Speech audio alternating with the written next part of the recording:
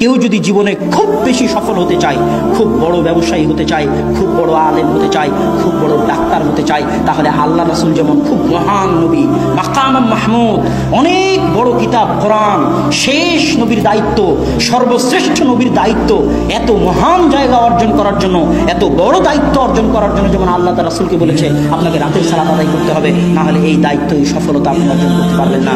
ঠিক প্রত্যেক মানুষের ক্ষেত্রে মানুষ যদি নিজ নিজ জীবনে বড় সফলতা অর্জন করতে চায়, খুব বড় পর্যায়ে পৌঁছতে চায়, তাহলে রাতের সালাতের বিকল্প নাই। রাতের সালাত আপনাকে অনেক দূর এগিয়ে নিয়ে যাবে।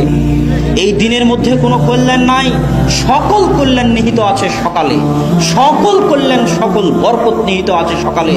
আল্লাহ রাসূল বলতেছেন ইন্নাল্লাহা জাআলা লিহাদিহিল উম্মাতা আল বারাকাতা ফি বুকুরিয়া, আল্লাহ আমার উম্মতের জন্য বরকত রেখেছেন সকালে, আল্লাহ আমার উম্মতের জন্য বরকত রেখেছেন সকালে।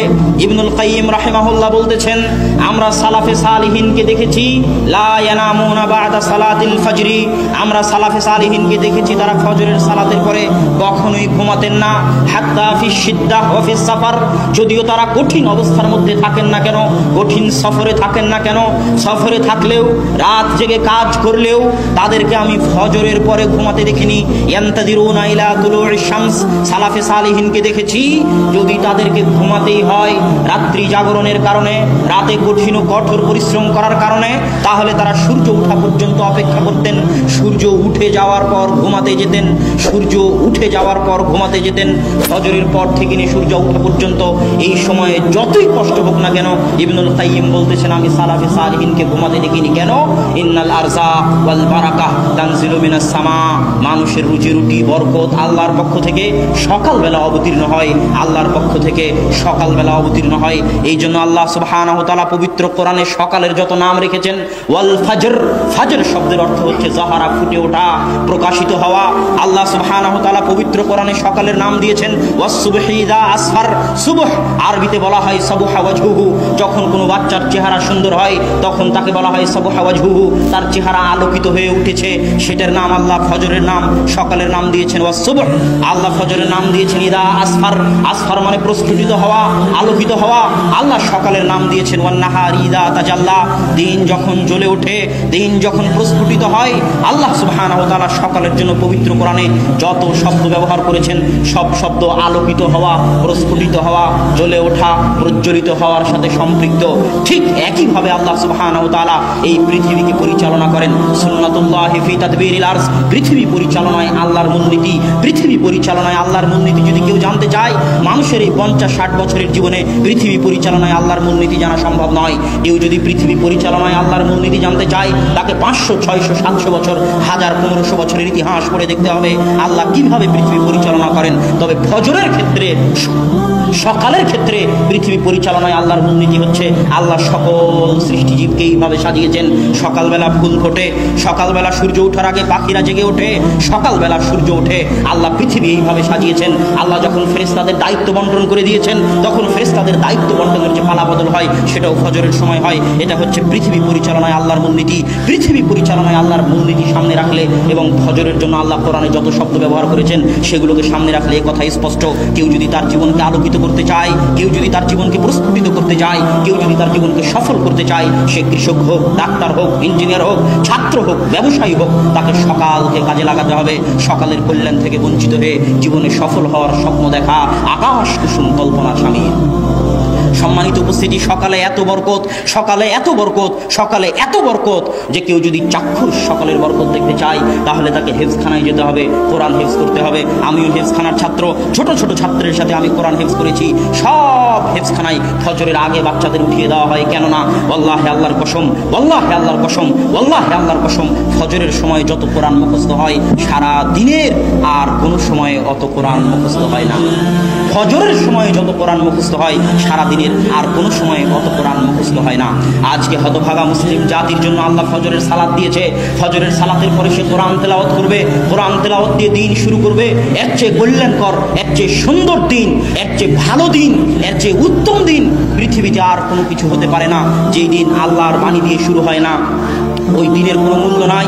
কেননা আল্লাহ সকল বরকত আসে আল্লাহর পক্ষ থেকে, আর কোরআন হচ্ছে আল্লাহর বাণী। যেখানে কোরআন পড়া হবে ওখানে বরকত হবে, যে কোরআন পড়বে তার জীবনে বরকত হবে। অতএব সুন্দর দিন কেউ যদি টাইম ম্যানেজমেন্ট করতে চায়, সময় বরকত পেতে চায়, তাকে ফজরের সালাত আদায় করতে হবে। ফজরের সালাতের পর ঘুমানো যাবে না, কোরআন পড়ার মাধ্যমে দিন শুরু করতে হবে। আপনি দোকানদার হন, ব্যবসায়ী হন, কৃষক হন, শ্রমিক হন, ইঞ্জিনিয়ার হন, ডাক্তার হন, আপনার জীবন বরকত দিয়ে ভরে যাবে। এ কথা আমার নয়, আল্লাহ রাসূলের। সাহাবী সাখর আল গামিদি বলতেছে, আমি হাদিস শোনার পর, আল্লাহ রাসূলের এই হাদিস শোনার পর যে সকালে বরকত রয়েছে, আমার ব্যবসায়িক কার্যক্রম আমি সকালে শুরু করতাম ফজরের সালাতের পর কোরআন তেলাওয়াত করার মাধ্যমে। না ঘুমিয়ে আমি আমার ব্যবসায়িক কার্যক্রম শুরু করতাম। অল্প দিনের মধ্যে আমি দেখি আমার ব্যবসায় উত্তরোত্তর উন্নতি আর উন্নতি, উন্নতি আর উন্নতি। আমার ব্যবসায় আমি কোনো লস এবং লোকসান খুঁজে পাইনি। আর এখনকার যুগে ইহুদি খ্রিস্টানদের উদাহরণ না দিলে মুসলমানদের মন শান্ত হয় না। এই জন্যই তো মুসলমানেরা কোরআন পড়ার পরও বিজ্ঞানের সাথে মিলাতে চায়। আর আমি কোরআনকে বিজ্ঞানের সাথে মিলানোর খুব বিরোধী।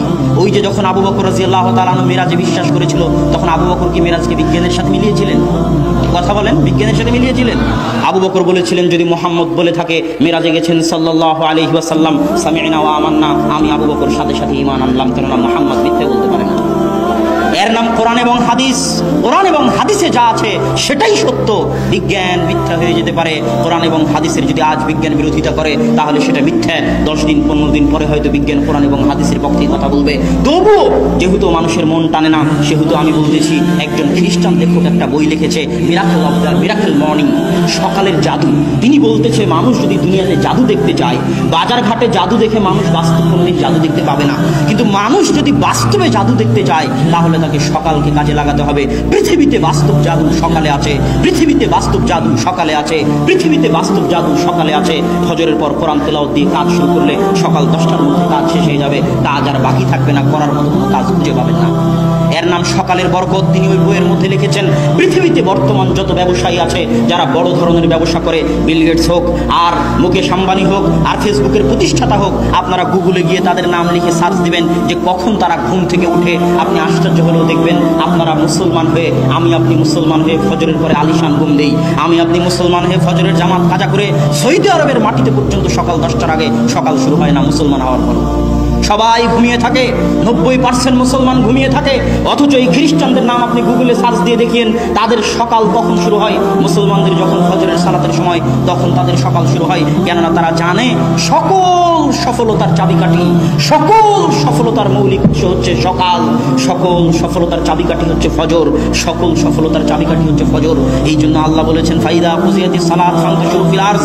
দুনিয়ার মানুষ যখন ফজরের সালাত শেষ হয়ে যায়, তোমরা আল্লাহর জমিনে ছড়িয়ে পড়ো। ওয়াবতাগু মিন ফাজলিল্লাহ, আল্লাহর জমিনে ছড়িয়ে পড়ে আল্লাহর দয়া, আল্লাহর রহমত, আল্লাহর রিজিক অনুসন্ধান করো। কেননা ফজরের পরে আল্লাহ সুবহানাহু ওয়া তাআলার রিজিক, আল্লাহ সুবহানাহু ওয়া তাআলার দয়া পৃথিবীতে অবতীর্ণ হয়। অতএব সময়কে যদি কেউ কাজে লাগাতে চায় তাহলে তাকে 5 ওয়াক্ত সালাত, বিশেষ করে ফজরের সালাত আদায় করতে হবে। যে 5 ওয়াক্ত সালাত নিয়মিত আদায় করে না, তার জীবনটা হচ্ছে অনিয়ন্ত্রিত, তার জীবনের কোনো রুটিন থাকে না। আর যদি 5 ওয়াক্ত সালাত আদায় করেন, আপনার জীবন, আপনার দিন একটা ট্রাক, একটা লাইনের উপর থাকবে। ফজরের সালাত দিয়ে দিন শুরু হবে। ফজর থেকে জোহর বিশাল সময়, এই সময়ের মধ্যে অনেক কিছু করতে পারবেন। জোহর থেকে আসর পর্যন্ত বিশ্রাম নেবেন। এইভাবে আল্লাহ সালাতগুলো সাজিয়ে দিয়েছে। আসর থেকে আবার নতুনভাবে কাজ করার উদ্যম তৈরি হবে। আসর থেকে মাগরিব পর্যন্ত কাজ করবেন, মাগরিব থেকে এশা পর্যন্ত কাজ করবেন, এশার পরে এশার সালাত দিয়ে দিন শেষ করবেন, তারপরে ঘুমাতে যাবেন। এই যে আমি যদি শুধু সালাত ঠিক মতো আদায় করি, আমার সারা দিন নিয়ন্ত্রণ হয়ে যাবে। টাইম ম্যানেজমেন্টের জন্য সালাতের চাইতে বড় মাধ্যম পৃথিবীতে আর নাই। যারা জীবনে সফল হতে চায় তারা সালাত আদায়ের মাধ্যমে নিজেদের সময়কে কাজে লাগাক, তারা সফল হবে ইনশাআল্লাহ। সম্মানিত উপস্থিতি, সময়ে বরকত কিভাবে হবে? আজকে সময়ে বরকত নাই, এটা কি বুঝতে পারেন? এখনকার যুগে সময়ে বরকত নাই, এটা কি বুঝতে পারেন? সময়, মাস, দিন দ্রুত পার হয়ে যাচ্ছে, কারো সময়ে বরকত নাই। একদিন, এক সপ্তাহ, এক বছর কোনো কাজ ছাড়াই আপনি একটু ভাবেন তো, গত 1 বছর আপনি কি কাজ করেছেন যা দেশ, জাতি এবং ইসলামের উপকার দিবে? গতকাল আপনি সারাদিন কি এমন